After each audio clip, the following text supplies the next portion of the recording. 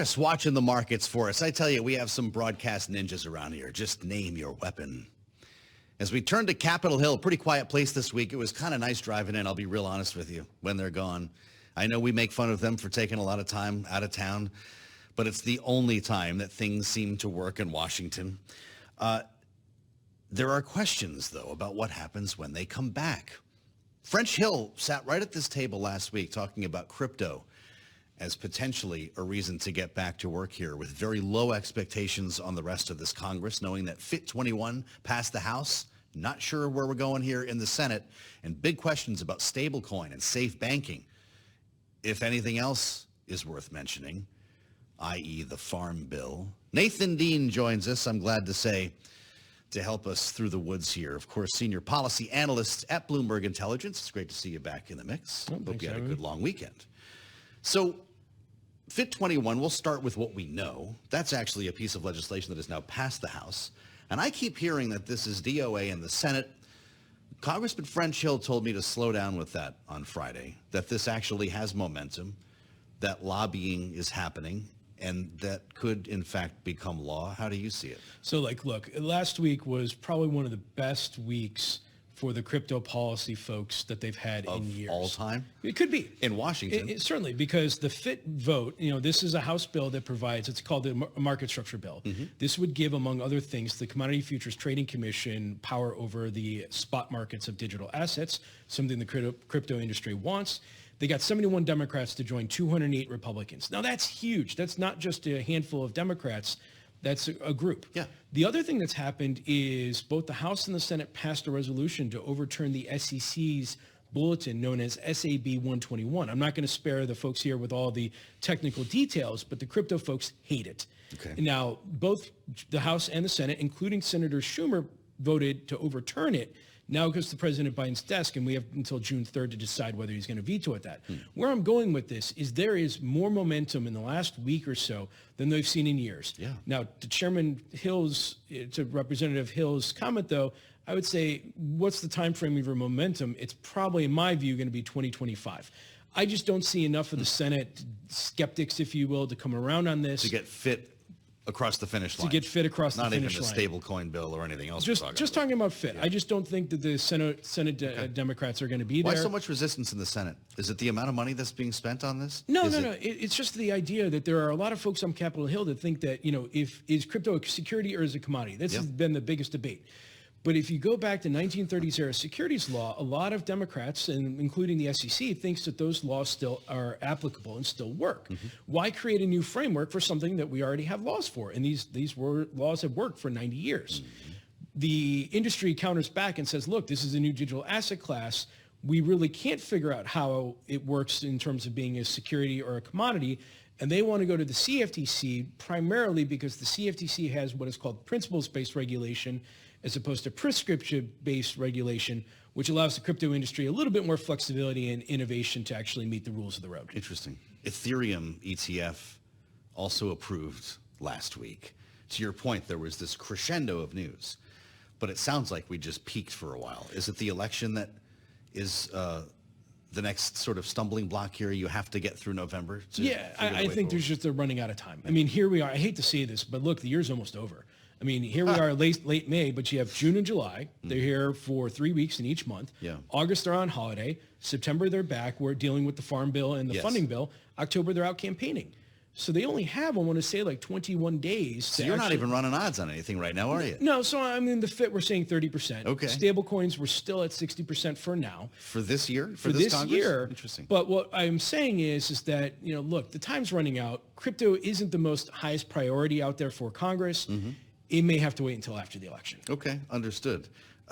There are a couple of other issues hanging around in that sort of stablecoin bill file of things that were going to be attached to the FAA reauthorization. Do you need a vehicle like that, whether it's stablecoin, safe banking, whatever? These things just can't seem to live their own life on their own as a piece of legislation. Yeah, I think you're going to need a vehicle like that because, there's bipartisan warmth with this idea of a stablecoin bill, right? Yeah. Mm-hmm. And, they've been talking, they've been saying we're close, they've been close for a while now, but we've seen signals from both the Republicans and Democrats that they want to get something done here. But the problem is, how do you use all that valuable debate time in the Senate when there are other things going on, like Senator Schumer and the pursuit of the border deal and so forth like that? Right. Is this the best use of congressional time? Be much easier to attach it to a piece of legislation or maybe even in the lame duck. They decided to make an announcement, speaking of safe banking, about rescheduling cannabis, I think 3 minutes after you were last sitting at the table. I don't think we've rejoined. Forgive me if we have since then. But there are a lot of questions about next steps, how long this is going to take, and whether the head of the DEA should go testify about concerns over this decision. Look, I don't think it's going to be a quick decision. So what we're having now is a proposal, has to go through a comment period. The DEA does have a special administrative law judge hearing that they have to throw in here. Where I'm saying is that if they were to move this insanely fast compared to other proposals and so forth, they could potentially get the reschedulization of marijuana moving from Schedule 1 to Schedule 3 done by the end of the year, probably after the election. How about that? More likely than not, this is going to take a 60-day comment period. They're going to have to review every comment and so forth like that. More likely than not, it's going to go into 2025. Has anyone told stock investors this? Because the stocks have been popping like it's tomorrow. Well, look, it's optimism, and I think there's a lot of day traders, retail traders in here that are just trading off the fact that, the U.S. government is going to make a federal decision to reclassify marijuana. Now, it doesn't decriminalize it. It doesn't make it legal, but it will bring 280E tax relief to a lot of these equities. And this 280E tax relief takes your tax rate from around 40% down to around 5 to 8%. So that's a lot of cash that's coming back in to these equities. And, it would definitely help their long-term prospects. You've talked a lot about the difficulty that many in the DEA have with watching this happen, knowing how many lives in law enforcement were impacted by prosecuting the war on drugs, we'll say. There are a lot of Republicans on Capitol Hill who think the head of the DEA, as I mentioned, should come and testify because they're very concerned that this happened, in the dark of night with political pressure or something or other. Is that the next step here, publicly speaking? Because I suspect that could slow things down. It's possible. It's possible. I mean, I think the best place to go is go back to the House Appropriations Committee where the DEA administrator testified there. And she pretty much on any question related to this said that, look, this is a proposal and comment period.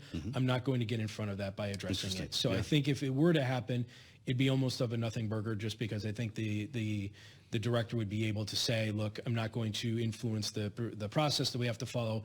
Let's let the comment period play out. Spending time with Nathan Dean from Bloomberg Intelligence. We've had a pretty good conversation going about the Speaker of the House. Mike Johnson has just cleared a pretty difficult time, very congested time in his schedule. His lawmakers are home now, marching in parades last weekend, maybe doing some campaigning in this week ahead. Does he have a summer in which he can enjoy the fruits of the legislation just passed? Or are we talking about motion to vacate and the rest of this straight through the rest of the year? I think is Speaker Johnson the type of individual that is worrying about next year, or is he just living in the moment? Well, let's talk about the moment first. Because if he's living in the moment, I think he's got time to breathe. And I think he can just go back because, look, let's look at the rest of the year. There's work on the NDAA that's going on. We've got the Farm Bill. We've got the federal spending bill in September.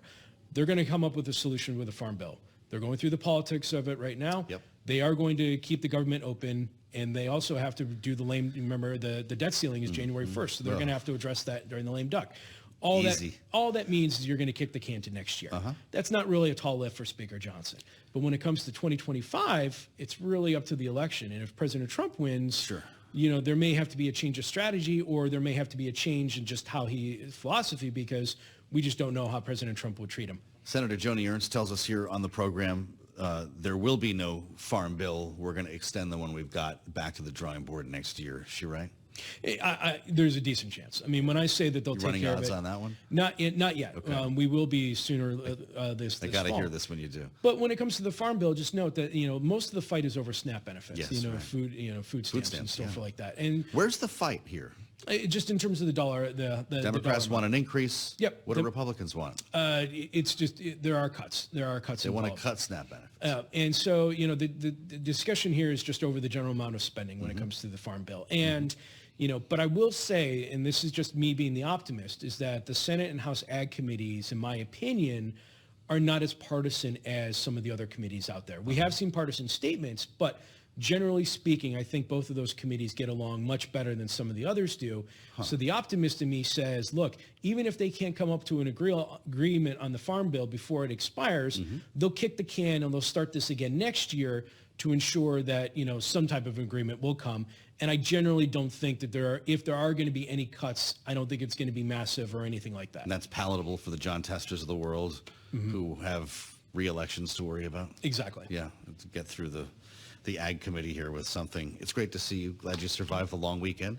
Welcome back to the table. As